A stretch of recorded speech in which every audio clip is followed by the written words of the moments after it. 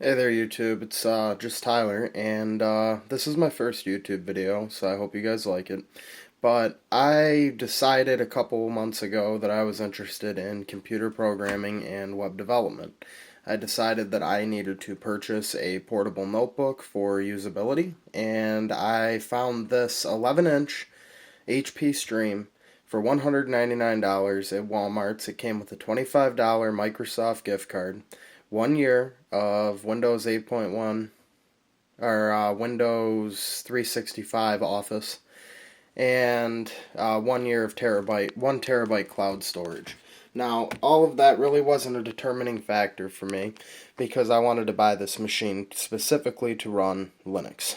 Now, after doing a lot of research and trying several distributions of Linux, I realized there wasn't a whole lot of information out there, which is what inspired me to make this video.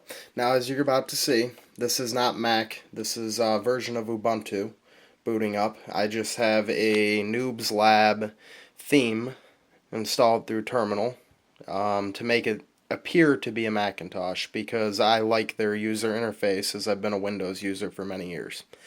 So, the best version I have found of Linux to run on this machine is Ubuntu 14.10 64-bit. It will recognize your Wi-Fi driver, your touchpad driver, and everything immediately.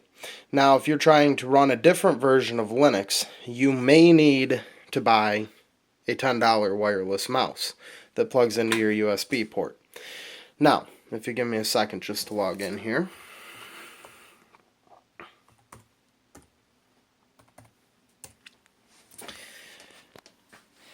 In order to do the installation, there are two ways to do it. The first way, you can dual boot the Windows that came with it alongside Ubuntu 14.10 64-bit. Now, I don't recommend that way because this computer comes with a 32 gig hard drive, and as long as Windows is installed, you have a non-deletable 7.2 gigabyte partition. I'm not sure how to pronounce it. Now, I tried using gpartition to remove that along with dual booting, and it was not possible. I also tried shrinking Windows, and no matter what I did, I could not get Windows to boot. Now, with Ubuntu 14.10, I was able to select the install alongside Windows option, which automatically shrunk Windows, created the partitions, and would allow me to dual boot alongside each other. But I only had 10 gigabytes of space per operating system, unfortunately. So I made the decision to go with a straight Ubuntu install. So what you do is you get yourself a 16 gig or pretty much any USB flash drive over 8 gigs, and you insert it in the computer, and you create a recovery image for Windows 8.1. That way you can reset it back to Windows if you ever decide to do so, or if you ever mess things up a little too badly.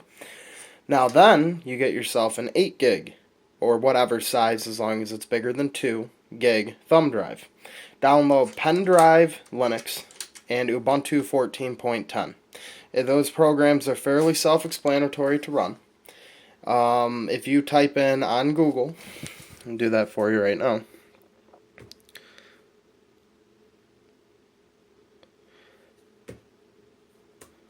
How to run or how to install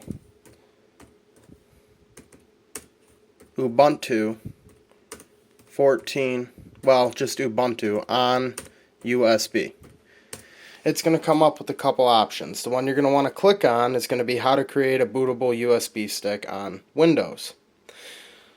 What you're going to do is install Pendrive Linux USB installer, follow the instructions to create a bootable USB thumb drive. Then, do not mess with anything in your BIOS section. You do not need to enable legacy mode. Leave it all alone. Shut the computer off.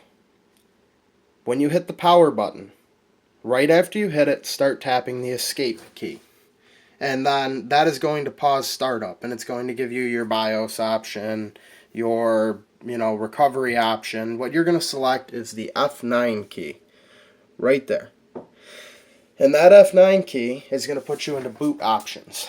You're going to select boot from USB thumb drive. And then after you boot from it, you go to install Ubuntu 14.10. And then what you're going to do is you follow the installation instructions, which are fairly simple.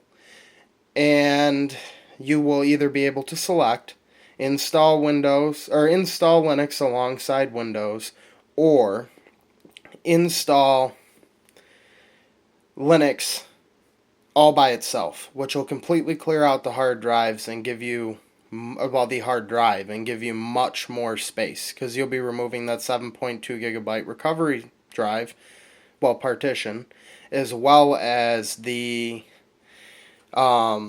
Windows files. So you'll end up getting a substantial amount of free space. Now, I've found that Ubuntu 14.10 actually runs and loads web pages, things like that, substantially faster than Windows 8.1 did on this laptop. If you're interested in the theme that I am running, I will pull that up for you as well so you can see how to get to it. But let me see. I'm not sure if I bookmarked it.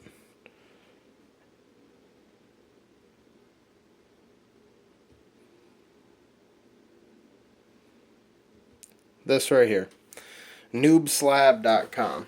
So you guys can see that. Hope you can see it. But this will give you all the information necessary to utilize Terminal to transform Ubuntu 14.10 64-bit into a Mac OS X clone. I hope this video has been informative, and if you have any questions, just leave a comment below. And if this video helped you, please like and subscribe. I plan to make more videos like this in the future, and I would like to, learn and show what I've learned with you guys. So have a nice day.